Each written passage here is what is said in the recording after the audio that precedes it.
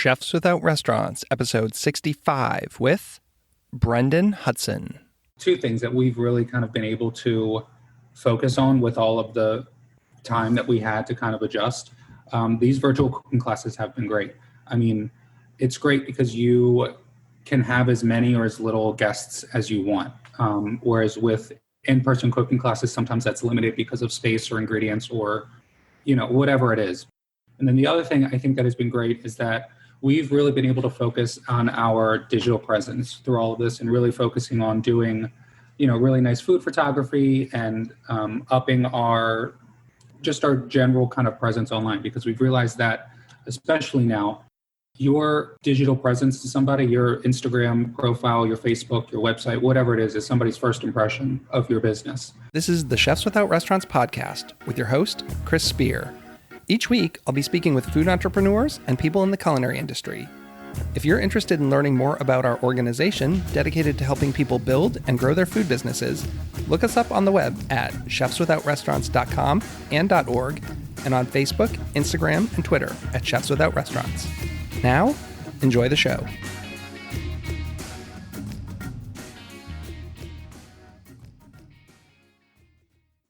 On the podcast this week, I have Chef Brendon Hudson. He's the owner and chef of Liliahna Catering Company. Brendon was recently voted Best Chef by Baltimore Magazine's Readers' Poll. We discussed the state of catering and the personal chef business, the rise of the micro wedding, the Thumbtack platform, and so much more. I really hope you enjoy this episode. Thanks for listening, and have a great week. Welcome, everyone. This is Chris with the Chefs Without Restaurants podcast. And on today's show, I have Chef Brendon Hudson, owner and chef of Liliahna Catering. Welcome to the show. Thanks, Chris. How are you? I'm great. How are you doing? Good. Thanks for having me. You're welcome. Did you have a good weekend? Did you have to work? Yes. So actually, thankfully, I had to work. Yes, we had. So the catering company obviously was quite a bit slow for a while, but now we're starting to pick up. Doing some micro weddings and more like smaller, private, intimate events. I find the micro weddings to be really interesting. That's probably making up about 50 to 60% of my business right now. Like, I'm being a small personal chef. I never did weddings. Most people do these big 100-person things, and I kind of max out at 20, but now I'm seeing all these like 20 and under weddings at little Airbnbs, and it's so interesting.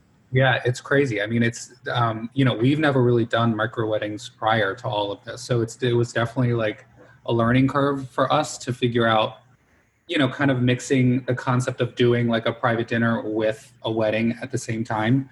But it's been a lot of fun because it allows us to like really hyper focus on some of the details that maybe with like a 150-person wedding, you wouldn't really be able to focus on.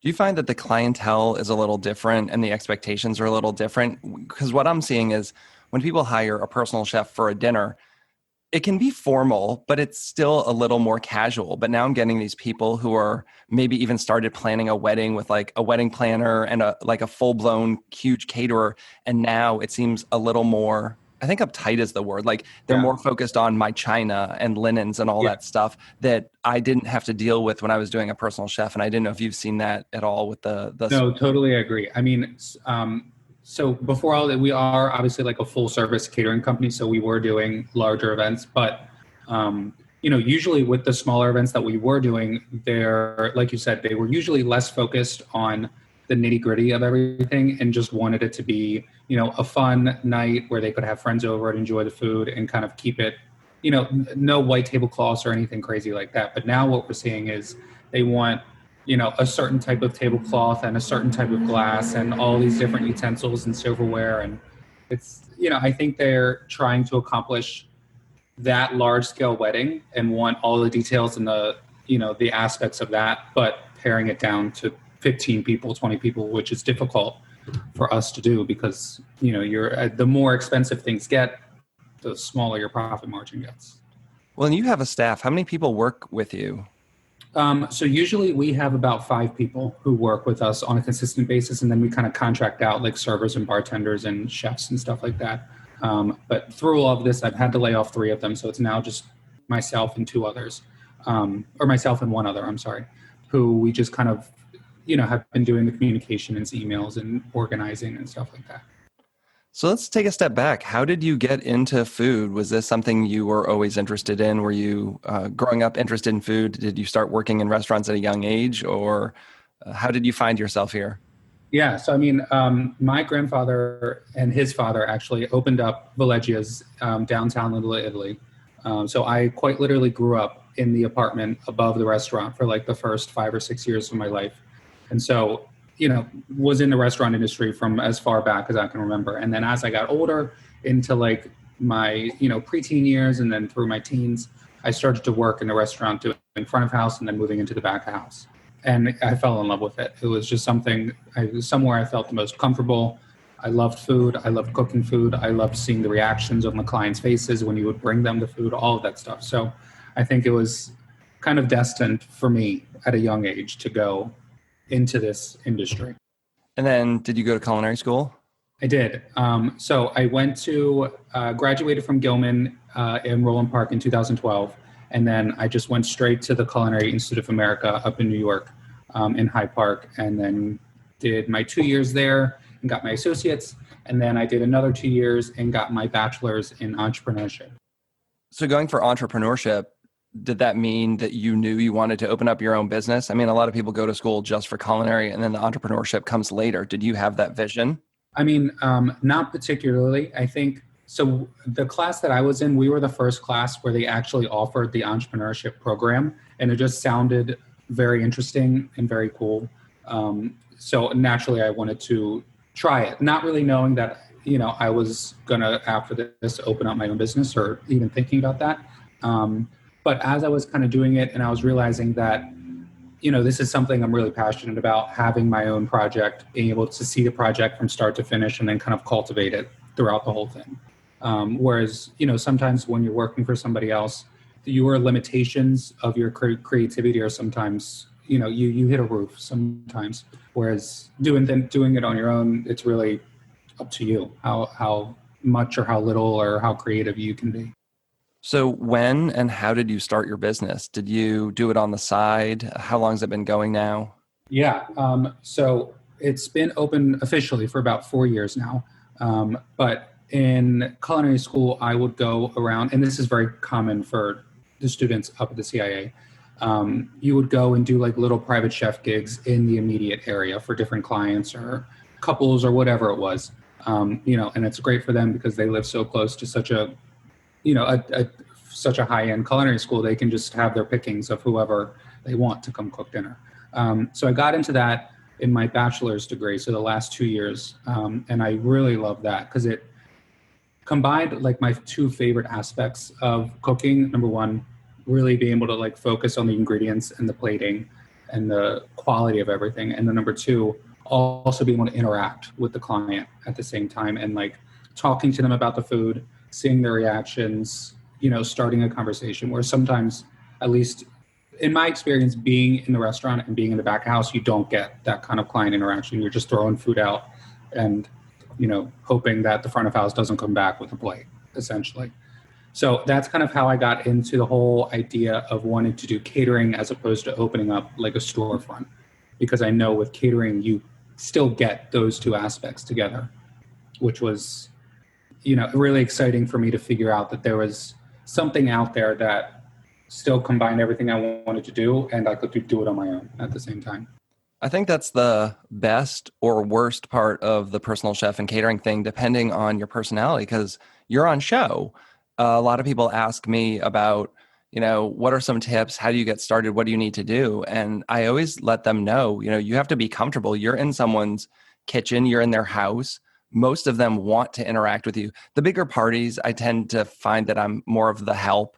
But when you have a small dinner party, I did a dinner for 2 last night and the night before a bachelorette party for 6. And both of them were very interactive, asking me questions and stuff. And I know a lot of people aren't comfortable with that. They come up in restaurants where they're in the closed kitchen. Yeah. So you really have to enjoy that part of being on stage and kind of being the entertainer. I think that's what so many people are actually paying for when they hire a personal chef. Oh yeah, for sure. I think the whole, like you were saying, the whole concept of being, especially nowadays, being able to bring a chef into your home and have him or her wear, their chef jacket, their traditional garb, it just kind of feels it's almost like the same as if you were to have a singer-songwriter or band come into your home and play for you. Like they're obviously there to enjoy the music, but at the same time, they're like even more excited to just see you up close and personal in action, doing your thing. And that's one of my favorite parts. I mean, I love talking, and I love, like you said, kind of being the show for people. I think that's kind of a great attribute to be able to have, and then help those people, experience that. And then there's the whole thing about cooking lessons. Do you do cooking lessons in person? Is that something you've done before? Yeah. So before all of this, we partnered with a few different like residential buildings in DC and Northern Virginia, where we would do cooking lessons for the residents of each building, which was great. And I love doing cooking lessons, especially with residents of these buildings, because more often than not, you find that they are, skewing a little bit younger. And so they're always a little bit more apt and willing to kind of chat, have fun, not take anything too seriously, which is a lot of fun for me because it's less of like a lesson for me and more of just me cooking, hanging out with some new friends that I just kind of stumbled across.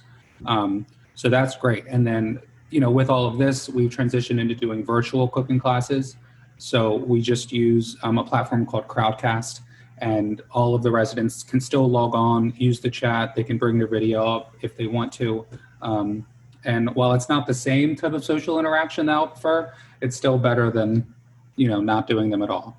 Yeah, that's really challenging. I haven't gotten into the virtual cooking classes yet, but I know a lot of people are doing it. We actually have a woman here in Frederick, where I live, who has it's called the Kitchen Studio, where it was all in person, and she's shifted completely to virtual. I mean, that's her whole business. She doesn't go out and do events.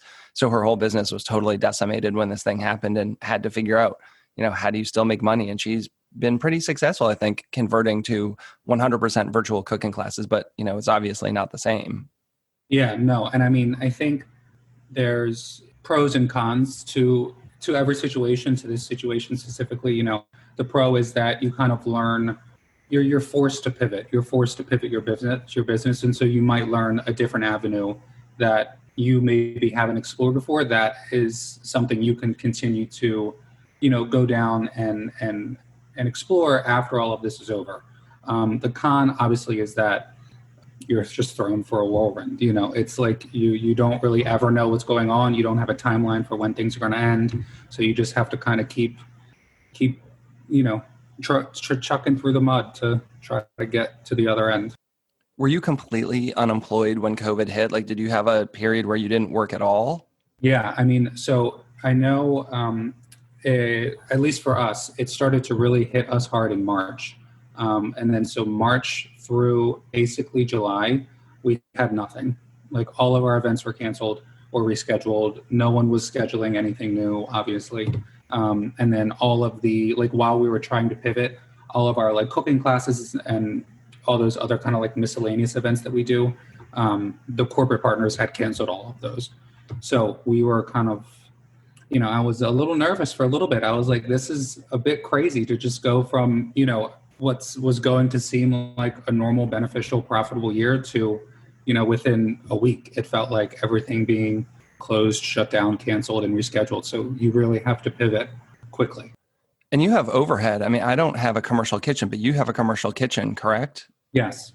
So that's a cost you're having to absorb while you don't have any income. Exactly. So for those few months, it was definitely, and it's hard to expect like landlords and owners and real estate and these like commercial real estate companies to give you a break when they're in the same position you are.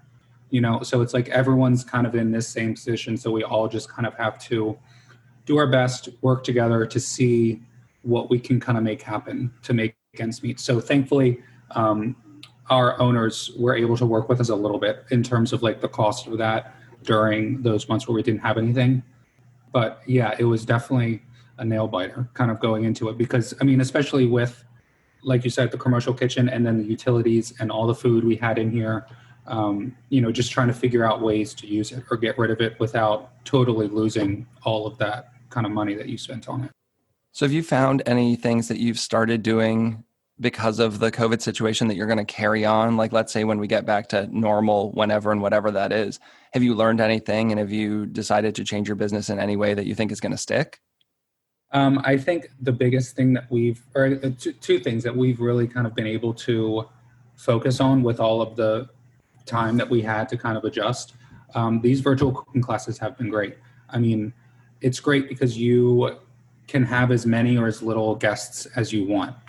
Whereas with in-person cooking classes, sometimes that's limited because of space or ingredients or, whatever it is. But with this, it's still live while you maybe not be in that kitchen with them, like showing them step by step, they can still bring up their camera. So it's like, 1 degree away, I think, from me being there. And it's great that I can do it with, 60, 70, 75 people at a time. Whereas before I would have never been able to do that with the spaces that, we have.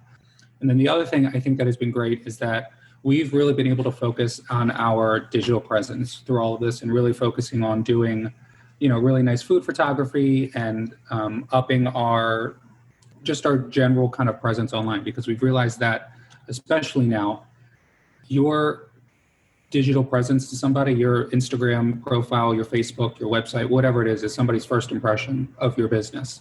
And so if they, aren't impressed by it, or the website isn't organized, or your Instagram feed isn't great, or you haven't been active, or whatever it is, they're not even going to email or call you, because they're just, you're just not an option at that point. They're looking for somebody who's a bit more, I guess, to put together and organize. So thankfully, we've been able to really kind of gather ourselves in that aspect and really bump that up. So when this is all over, we're not kind of, we're running behind trying to catch up everything. We're already there, so we can kind of hit the ground running once we're out of this.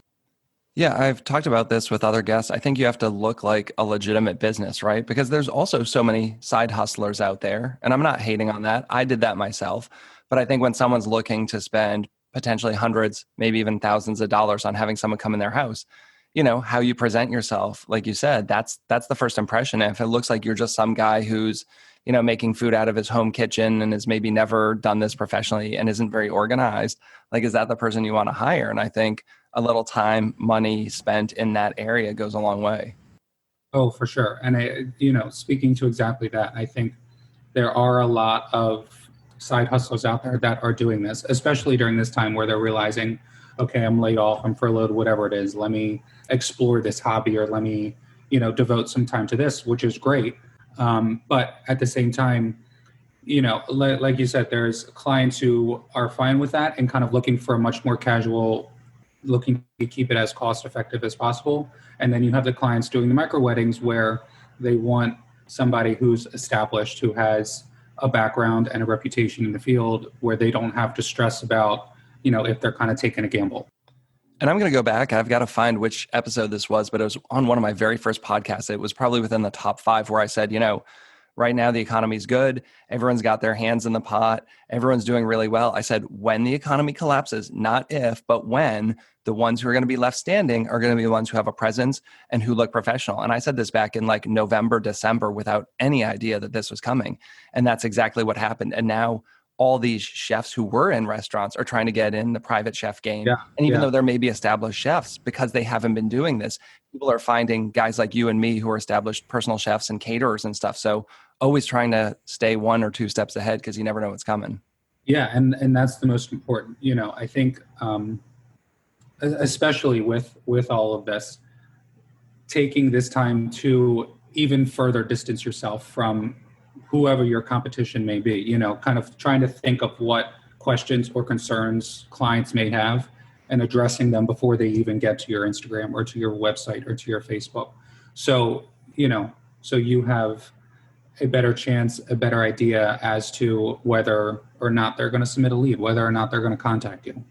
So who's your traditional customer and how are you finding people? Like, what are you doing that's really great for generating leads? Yeah.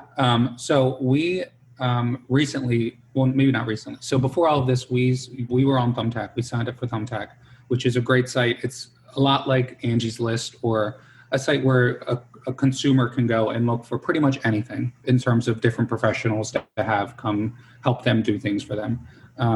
So we were on Thumbtack, and we've gotten a very decent amount of leads from that. While a lot of the leads can sometimes be I say they're fake. I don't know if they're fake or not, but you get the bad ones with the good ones, and you just hope that the good ones outweigh the bad ones. But at the end of the day, and then the other part would really just be kind of like word of mouth and us being able to kind of market on Instagram and getting to these younger generations who are very media savvy and media focused, and showing them like literally showing them pictures of this is what your table could look like, this is what your food could look like, this is what whatever could look like, and kind of instead of typing it out in an email, just showing them and be like, is this something you're interested in? Going back to Thumbtack, I mean, that's how I really got started. I mean, I'd love to say that I naturally showed up in SEO results and stuff, but Thumbtack was great 5 years ago. It's just so expensive now. And it's like $30 or $40 for a lead that you might not even get if someone sends you an email and says, hey, I'm interested. And then you send them a menu proposal and they say, I'm going another direction. Like you spent $40 that you're never getting back. No, I mean, last year, I think we were spending close to $800 or $900 a month in Thumbtack leads. And while we would generate actual events from that and actual deposits from that, there were months where, we were in the negative in terms of our like event to spend ratio for Thumbtack. So we've dialed back, especially now we've dialed back like our budgets and stuff like that for specifically Thumbtack, just because it can get expensive quickly, especially when clients and consumers who don't really understand that we pay for leads every time they reach out. If they're reaching out just for fun or just because they want to see pricing for something, or they're not really even sure something's happening, but they just want to see who's out there.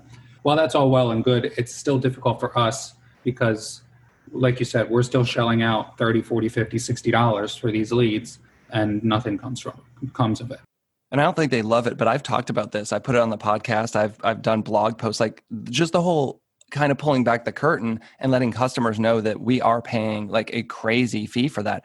But I don't like their pricing structure. I used to get a lot more gigs when a customer put out a lead and then you could individually respond. Now they want you to give them this budget money that they're going to allocate and they're going to bid for you. And I've never turned that on in the year and a half they've been doing that. And now I get no jobs from them. It's like, I don't even get a shot anymore. So, but I'm getting, direct leads right to my website, which is good. I think, again, with Thumbtack, you can build your profile in there. And I always hope that people will go through and look because my business name's in there and my info, that then they'll maybe jump off their site and just find me naturally. And I do the same exact thing. And what I found sometimes, which is slightly annoying, is that they will reach out on Thumbtack and then for some reason they don't think I'm going to get the lead for Thumbtack. So then they go to my website as well and submit a lead.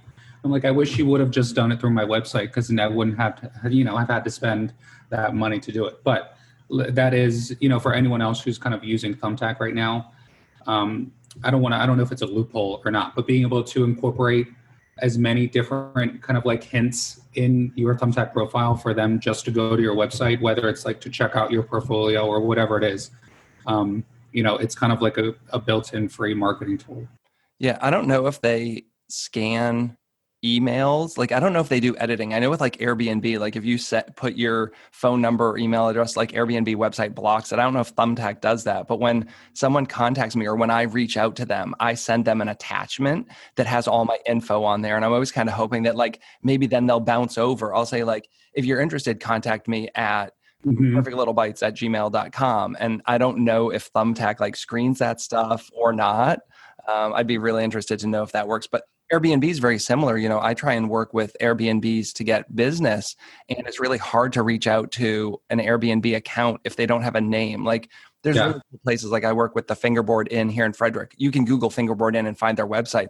But if you're just like 805 Smith Street, like it's going to be impossible to find these people because they don't want people not using the Airbnb website. Yeah. No, I mean, it's hard. And I think that's kind of one of the cons of websites like that is they want to make sure everything goes through them because that's how they make the majority of their income and profits. So I think, there's definitely, like we said, there's pros to it. They've put our business in front of more eyes than I could have probably put our business in front of, especially with me not knowing much about SEO or website coding or anything like that.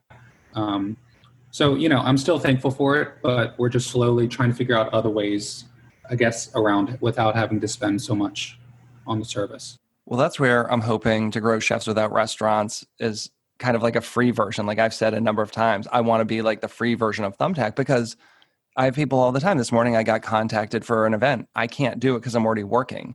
Like, why am I not sharing that lead with you or someone else?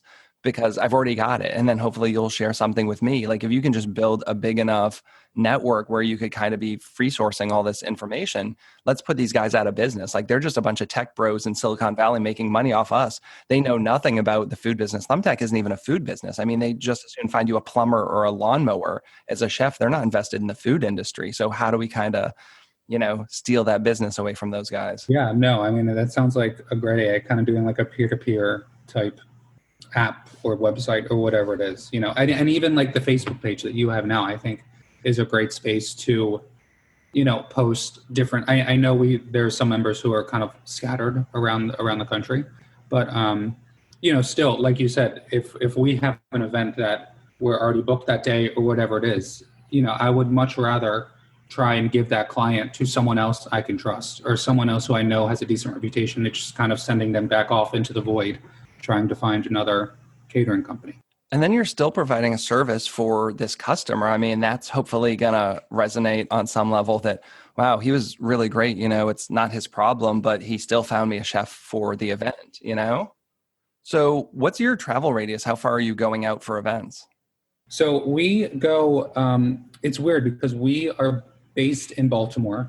And so in my head, I was like, oh, we're going to get, I really want to focus on downtown Baltimore. We get no downtown Baltimore leads. We only get DC and Northern Virginia for some reason. I'm kind of assuming it's because naturally it's where the money is in this kind of like immediate area. But, thankfully it's not too far of a drive, but that's kind of where we draw the line. Like Northern Virginia really is as far south as we'll go. And then we'll go up to like the very southern bit of Pennsylvania. And that's really it. Just because, at a point it becomes not really worth a 3-hour drive for whatever, unless the event is a huge dollar event.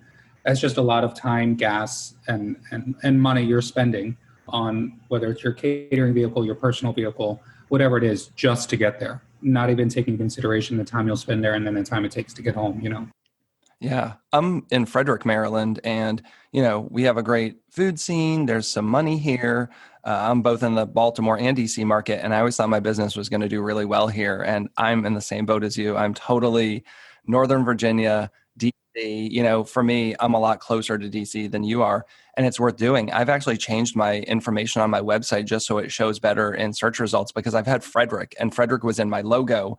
And then like 5 years in, I was still doing zero. Like Frederick makes up 5% of my overall business. So I changed like my business location and address and everything to like Alexandria, Virginia to target that area. And someone the other day messaged me and said, did you move? I see that your business says Alexandria. And I was like, no, I just want to make sure that people down there find me a lot easier because a lot of people see Frederick. And even though my marketing says, I'll travel 70, 80 miles, I think they just go with someone more local.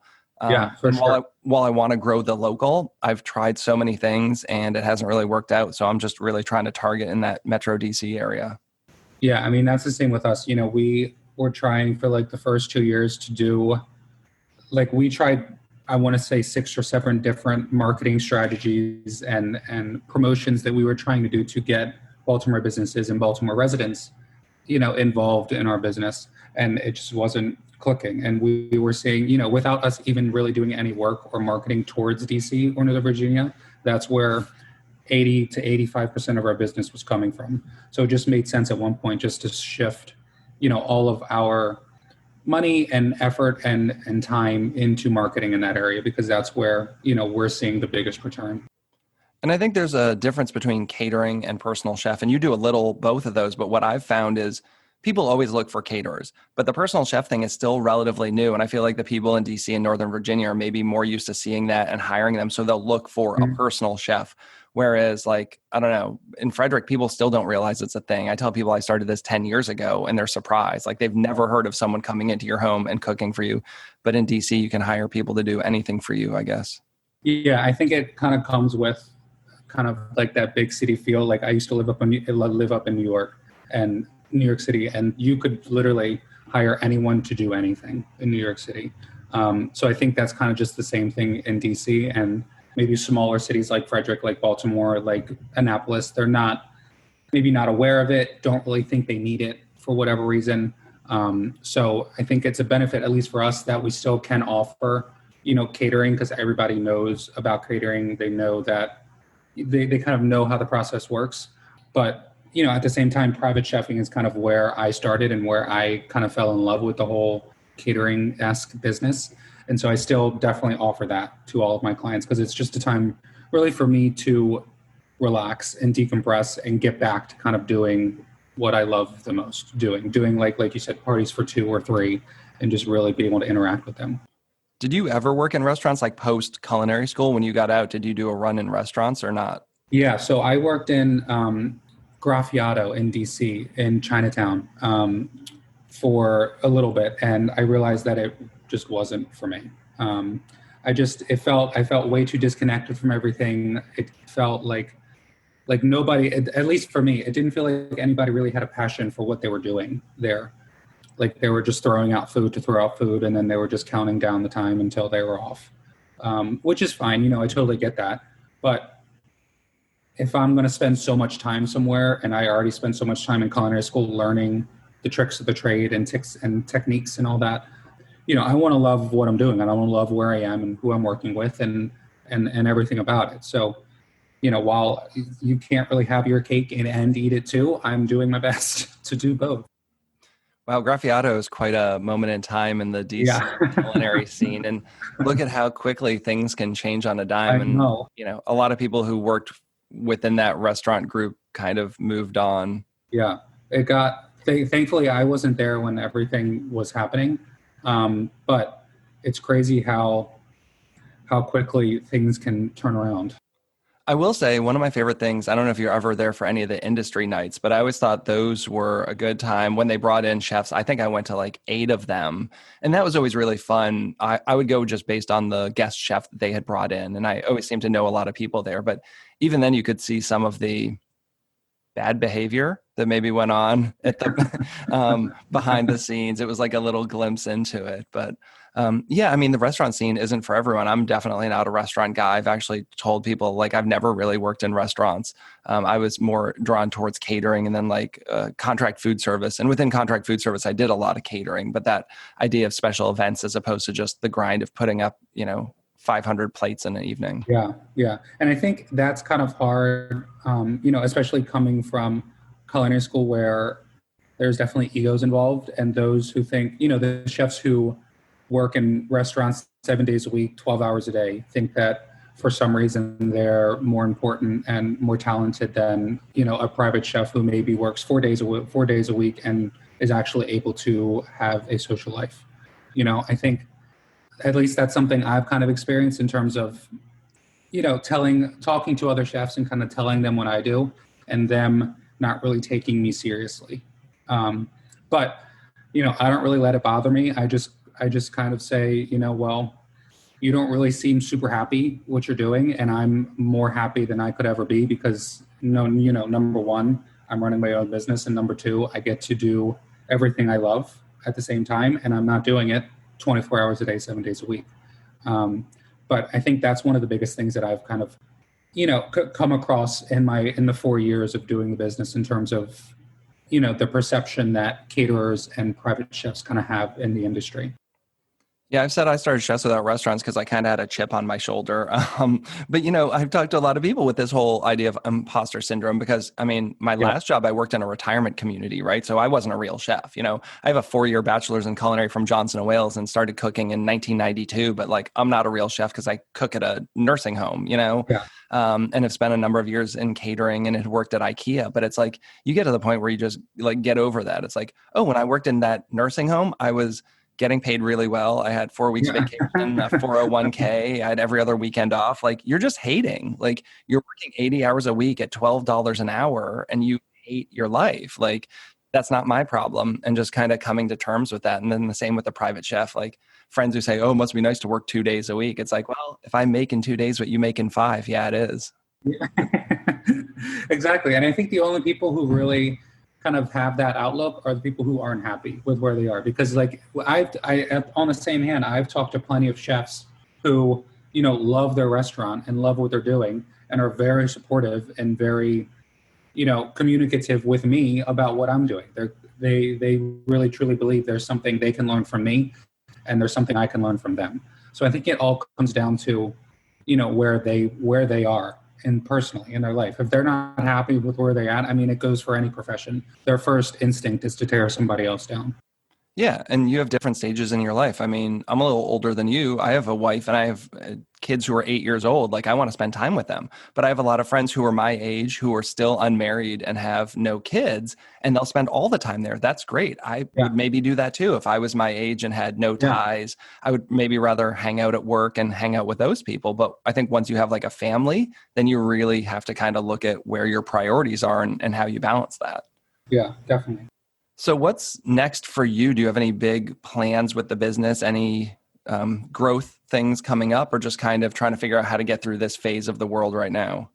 I think right now that's kind of like our priority. Like I said, thankfully we've gotten busier and busier as the weeks go on, and we're starting to book more normal sized weddings for 2021.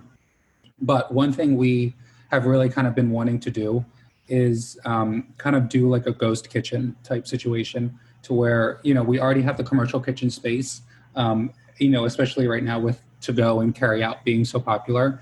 And I think that's a trend that will probably keep up through all of this, is people realizing that, you don't have to go to your favorite restaurant to bring your favorite restaurant home, So I think being able to do something like that is what we've been talking about as well. Kind of using our commercial kitchen space to do like Liliahna catering, but on a much smaller scale where you can come order it the same day, pick it up, and then take it home and, enjoy a nice chef cooked meal. I think that's genius. We have a couple spaces in town here that are commercial spaces that are shared kitchens. And I think there's going to be some opportunities coming up for some ghost kitchen kind of stuff. It is a little harder when you're sharing the kitchen. You have your own kitchen that's just yours, or do you have to share it with anyone else? Yeah. No, it's just ours. So there's a lot of opportunities there to have that. Yeah. Have you thought about delivery? And if you did delivery, would you do it yourself or go with a third party? Because I think that's the one thing that everyone's kind of looking at is, there's been a lot of talk about the Grubhubs and the Uber Eats and how much they're cutting into profits. And I think if you are going to get in that model of ghost kitchens and then potentially delivery, like how do you handle that? Is that something you've thought about? Yeah. So I think we've definitely, at all costs, we don't want to have to use one of those third party platforms, just because we've kind of done the math on what we would have to charge per plate, per dish, to make any type of money on top of the percentages that they take out for delivery, for tips, for fees, whatever it is. It just wouldn't really be worth it, because it came out to be too expensive that we think anybody would really be interested in buying it. So we are trying to find, whether it's, hiring a delivery driver or trying to find like a more local delivery service in town to where, we're still totally comfortable paying whatever fee it is, but we're hoping that it's not, the 35% that Uber Eats or Grubhub or DoorDash charges just to come pick up the food. So that's definitely been a big kind of point of contention and just something we really need to think about, because delivery, I think, is what people want the most, because then they don't really even have to leave their house. So yeah, it's definitely been something we're trying to figure out. So before we wrap up, do you have anything that you want to share with our guests? Anything we haven't gotten into? I'm going to do a couple like rapid fire questions before we get into that. Is there anything else that we haven't discussed yet? I don't think so. I mean, just that we are, we're kind of full-fledged into this virtual cooking class thing. And we have some videos up on our website that you can kind of go back and watch and get the recipe for. And then, if you want to have your own little virtual cooking class, go ahead and give us a call or send us an email. Yeah, I was looking at some of those recipes. They look good. I really like the look of the cauliflower steak that you had done. I mean, that's one of my favorites. I do a lot of vegetarian cooking and some vegan cooking. So like looking at things like that, it looks delicious. So I've done a cauliflower steak before, but I think your method looks a little better than what I've done. And I've only done it once, so I might give that one a try. It's one of my favorites. And I am like the most hardcore meat eater around. And that has totally changed my mind on things. I've never thought So it's actually Gordon Ramsay's recipe that I followed, and I've tweaked it a little bit. But the whole concept is you treat it the same exact way you treat a steak. You're basting it in butter, you're using the herbs, you're searing it, and then you're baking it. And it comes out, incredible. And one cauliflower steak, I never thought it would fill me up, but it is just as filling as like a 12-ounce New York strip would be. I have all the things in my fridge right now. I might actually make that for lunch today. Some really awesome cultured butter, so I might throw that in and do one of those. I mean, it's crazy. It really did blow my mind the first time I did it, and now I'm like, I think at points I get a little pushy in terms of wanting my clients to pick it and have it on the menu. I'm like, trust me, even if you don't think you'll like it, because it's like one of those things that all of the flavors work really well together, and you can't go wrong with butter and rosemary and salt and pepper on something. Well, that's where I do some chef's choice courses. I don't know if you do any of that, but I find that there's dishes I really want to serve that people never order when they're on a written menu. So I give myself some leeway. Like I always bring at least one dish that I get to pick. So that's one of those things where cool. I'm going to bring this, because I used to have them pick like all the courses. And sometimes they'd pick like weird stuff that doesn't really go well together. And I try and give them some guidance. But now it's just kind of like, nope, you go ahead and pick 3 courses and I'm going to pick 2 courses. And everyone's been fine with that. And then I get to bring some really fun, interesting stuff. Yeah. Oh, I love that. Yeah. It's definitely worth doing if you want to be creative. Because again, like I got into this also because I wanted to do my food, but then you have these people who still order, they want a crab cake, they want a filet, they want all this stuff. And it's just kind of mundane and it pays the bills. But like, how do I get some of those more interesting dishes out there? Yeah, for sure. So do you have any advice to people who are looking to start a catering business or personal chef business? Like what would you do? Some really easy, basic things. I think the first thing I'll do, and we touched on it already, is just really focus on your Instagram feed and your Facebook profile. I think that is honestly the most important part of a business nowadays. Like we were saying, it's what people see first.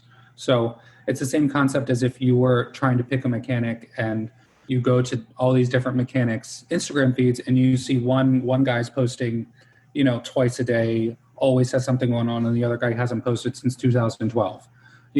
You're always a little bit more eager to go with the person who's more active because it shows that, you have more going on. So even if you don't have any clients right now, I think it's good to still post, pictures of whatever you're cooking yourself for dinner and posting stories of you cooking and just showing people that, this isn't a side hustle. It's something I do professionally. And I'm going to show you that I do it professionally through my Instagram feed, through Facebook, whatever it is. Yeah, it's amazing how much you can build the businesses through Instagram. Everyone talks about Instagram. It's like, man, figuring out those algorithms and getting your stuff out there, but it's just content. It's exhausting, right? Like I have between my own personal chef business and now Chefs Without Restaurants, trying to push content from 2 accounts every day. I'm going to need to hire someone just to do that soon. And I think another thing that we never really thought about doing, but these past few months we've gotten into, is finding, and with Instagram being, obviously social media over the internet, we've collaborated with a few other food blogs and food Instagram accounts who have a much larger following than we do. But through that collaboration, we send them a recipe, they make a post about the business. And so through that kind of cohesive, symbiotic relationship, you're gaining followers, which means you're gaining potential customers as well. So I think that's another thing. Even if you don't have many followers, it's always worth a shot just to DM, 20 or 30 different food accounts, food Instagrams, food blogs that, you're just starting out, you love their page for X, Y, and Z reasons, and you want to see if, you could work together on a recipe. Yeah, I think that's kind of scary to some people, like if they've never reached out to someone before. And, one of the things is finding the right people, because so many of those influencers charge money too. And I think that's the thing. It's like you reach out to someone and they come back and say, well, it's $500 to do a post. And you're like, what? Like $500 to do can't you just put a picture on your Instagram? Like it literally costs you nothing. I've had a lot of success working with brands, and talked to some of our guests directly about being brand ambassadors. And a lot of it is like, start tagging every business, right? Like I made a corn salad the other day and I posted on my Instagram and I use like tagine seasoning. So like tag them and mention them. And I use this brand of cheese, like tag them and mention them. For sure. It might not go anywhere anytime soon, but if you keep doing that, like sooner or later, someone's going to contact you, and then maybe they're going to share it on your page. I've used General Torbert's grits, and like they've shared dishes on their Instagram page, things like that. And I think that's a good way to also get a lot of success. If you're using a brand, if you're shopping at a store, like tag those businesses. Yeah, definitely. Do you have any favorite culinary resources, whether it be cookbooks, TV shows, websites, anything? Yeah. So, I am a huge fan of cookbooks. I have way too many. And I just, even if it's something I'm not interested in, I buy it because you never know. Just paging through, you might find a portion of a recipe that you can use in something else. So I think cookbooks are great, especially nowadays where you have, these world famous restaurants putting out cookbooks.